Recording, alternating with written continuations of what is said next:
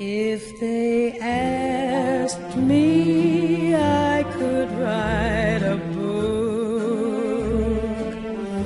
about the way you walk and whisper and look.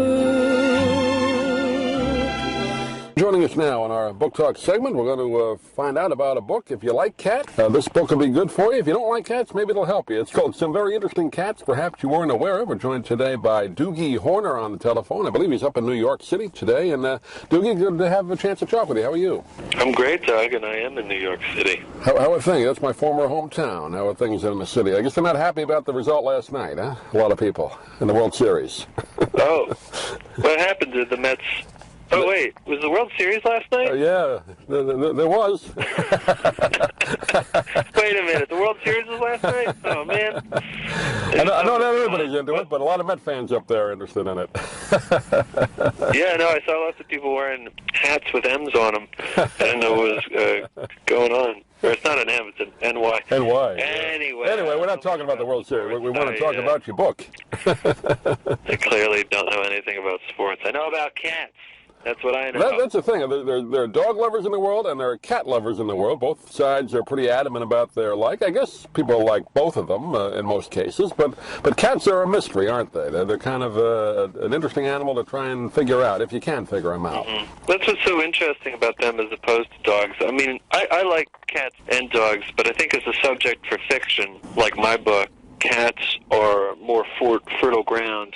So the book is a collection of short stories about cats, and they're all illustrated. And the stories kind of imagine the secret lives of cats. And the reason cats are a good subject for that is, like you said, they're so mysterious. Like, you can't tell what they're thinking. And when you leave for the day, you could imagine them doing almost anything, and you would never know about it because they got such a great poker face. I like looking at cats. They're cute animals, but I always get the feeling at any minute they can come out and attack you. Yeah, man. Am I wrong about that? Where they're going to go? No, you're right. They are fickle. I mean, even if they know you well and you feed them, there's always that element. A dog generally won't do that unless you mistreat it. Even then, they may not. But a cat, it seems like one bad turn, or if they're in a bad mood that day, they may go after you. But I could be wrong about that. No, I think you're right. I mean, there's a cat in the book that thinks he's a lion, or he thinks he's a puma, actually, and he's always attacking his owner's ankles because he thinks that they're gazelles. I've certainly had cats like that before. I'm just like, I am not a water buffalo. Stop! This is the jungle. Stop attacking me. Well, it's great. Just you mentioned you created these kind of stories around these cats, and you have a couple here that I thought were kind of funny. The superhero cat, Catman, right? He has all sorts of powers, like you just said, at night. He can do all sorts of superhero things. Huh? Yeah, Catman has many superpowers. They're all basically powers that cats have anyways. He can land on his feet. He can fall from great heights. He has increased agility, the strength of a cat. You can see at night, 9 lives, all those things. He can cause itchy eyes and sneezing in criminals with allergies. And his nemesis is Dr. Sunbeam, who can put Catman into a deep trance. Another one I thought was funny was, I guess he's an alien, right? Is it Zort, or X-Zort? Is that how you pronounce it? Oh, yeah, Zort. He's an alien. The illustration is it's this kind of looks, I mean, it basically looks like a cat, but it's got one of those big alien heads and the big eyeballs. And the text for it says, Zort's race had conquered countless planets, but none had fallen quite so easily. Already his people had trained the Earthlings to obey their every psychic command. At night, Zort sent updates to the mothership. Have trained my humans to feed and pet me. They suspect nothing. I think that's the way it is. I feel that way a lot. I think animals do that anyway. I think dogs definitely train us. Yeah. And cats probably do as well. I think in some way they know they're doing that too.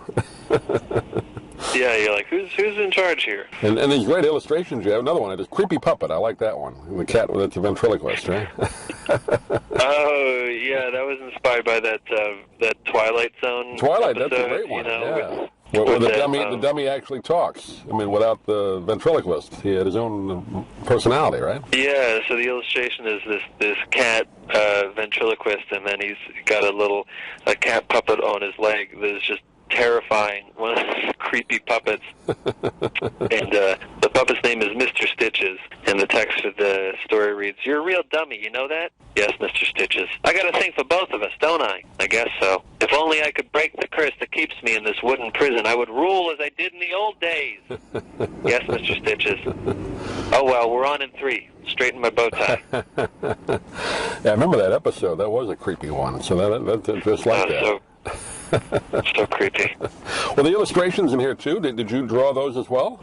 Yeah, I wanted to do a book about cats because, I mean, psychologically they're interesting, so it's easy to write cool stories for them. But then also visually they were really fun to illustrate because there's a wide variety. Like, you got, like, sleek, sexy cats, and then you got like these fat, goofy cats. There's a wide variety, but in actuality, I mean, there's not as much physical variance in cats as there are in, say, dogs or something like that. So right.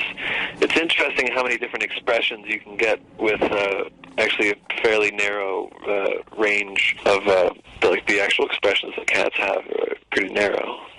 The cats don't smile at you like dogs, or at least it seems like dogs. No. You can tell the cat's mad at you, like they hiss at you, but the facial expression doesn't seem to change much, right? Mm-hmm. Yeah, but I like that. I love that blank stare they got. It's sort of cool to try to interpret, you know.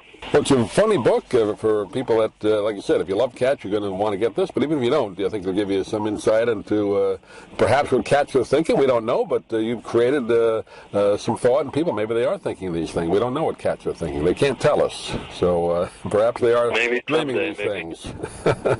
Yeah, maybe someday science will figure it out. Some very interesting cats perhaps you weren't aware of is the name of the book. Doogie Horner we've been talking to. And do you have a website you want to give out? People get more information or get a hold of you? Yeah, if you want to check out the book, you can view some illustrations and read the stories at DoogieHorner.com. You can also follow me on Instagram and Twitter at Doogie Horner. Great. Pleasure to talk to you, Doogie. Good luck with the book, and hopefully we can talk to you again. Thanks for joining us. Thanks for having me on the show. I appreciate it. I'm Stan Brock. 30 years ago, I formed Remote Area Medical to help people overseas. But then we found generations of families in America isolated by poverty from the health care they need. Together, we can take dental, vision, and medical help to 1 million adults and their kids, right here at home in the United States of America. If you'd like to order the book we're talking about, please go to DougMilesMedia.com and enter the author's name in the Amazon search box. Thank you for listening. Please come back soon for more conversations here at DougMilesMedia.com. This has been a presentation of Doug Miles Media, all rights reserved. You can listen to or download previous programs at iTunes, Stitcher.com, or DougMilesMedia.com.